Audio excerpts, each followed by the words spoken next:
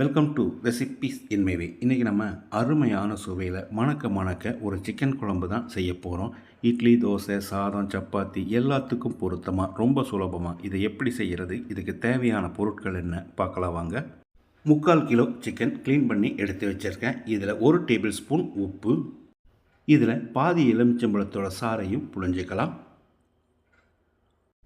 1/2 teaspoon மஞ்சள் தூள், 1 table spoon மிளகாய்த்தூள், 1 டேபிள் ஸ்பூன் மல்லித்தூள், 3 டேபிள் ஸ்பூன் கெட்டியான புளிப்பில்லாத தயிர். சிக்கனில் மசாலா பிடிக்கிற மாதிரி எல்லாத்தையும் நல்லா கலந்து வச்சிடலாம்.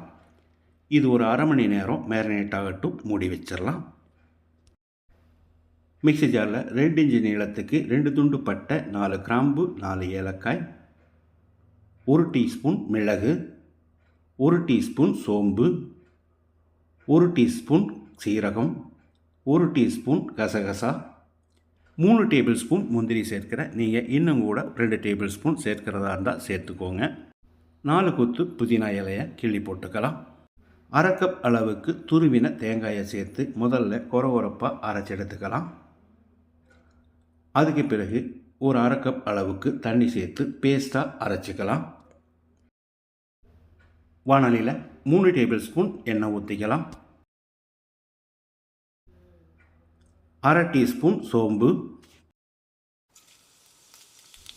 200 கிராம் அளவுக்கு 3 பெரிய வெங்காயம் பொடியாக நறுக்கினது, 2 கொத்து கறிவேப்பிலை. வெங்காயத்தை நல்லா செவந்து வர அளவுக்கு வதக்கிடலாம். வெங்காயம் நல்லா வதங்கிடுச்சு. 150 கிராம் அளவுக்கு 2 தக்காளியை பொடியாக நறுக்கி வச்சுருக்கேன். இதையும் போட்டு நல்லா மசிகிற அளவுக்கு வதக்கிடலாம்.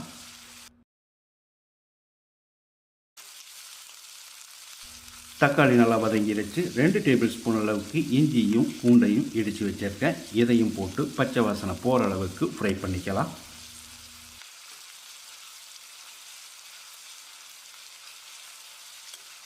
இஞ்சி பூண்டு விழுது பச்சை வாசனை போன பிறகு நம்ம மேரினேட் பண்ணி வச்சுருந்த சிக்கனை போட்டு 1 நிமிஷம் நல்லா பெரட்டி விடணும். அதிகப்படியான தீயிலேயே பெரட்டி விடலாம்.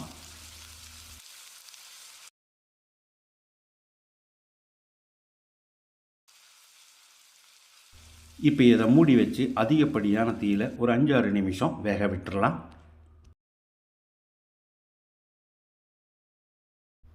5-6 நிமிஷம் மூடி வச்சு வேக விட்டுருந்தோம். சிக்கன்லேருந்து தண்ணி விட்டுருக்கு. இப்போ நம்ம இதில் அரைச்ச மசாலாவை ஊற்றிடலாம்.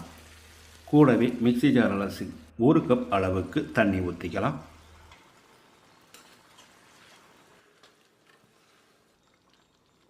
தண்ணி சேர்த்து கலந்து விட்ட பிறகு உப்பு சரி பார்த்து போட்டுக்கோங்க. இப்போ இது குறைஞ்ச தீயில் ஒரு 10-12 நிமிஷம் வேகட்டும். நான் 15 நிமிஷம் வேக விட்டுருந்தேன். சிக்கன் நல்லா மிருதுவாக வெந்திருக்கு. அதே சமயம் நல்ல வாசனையாகவும் இருக்குது. இப்போ இதில் பொடியாக நறுக்கின மல்லி இலையை தூவி கலந்து விட்டு இறக்கிடலாம். அருமையான சுவையில் மணக்க நான் செஞ்சுருக்கிற இந்த செட்டிநாடு முந்திரி சிக்கன் குழம்பை இதே மாதிரி இதே அளவுகளோடு நீங்கள் செய்து பாருங்கள். இந்த வீடியோ பிடிச்சிருந்தால் லைக் பண்ணுங்கள், கமெண்ட் பண்ணுங்கள், ஷேர் பண்ணுங்கள். சப்ஸ்கிரைப் பண்ணாதவங்க சப்ஸ்கிரைப் பண்ணுங்கள். மறக்காமல் பெல் பட்டனை கிளிக் பண்ணுங்கள்.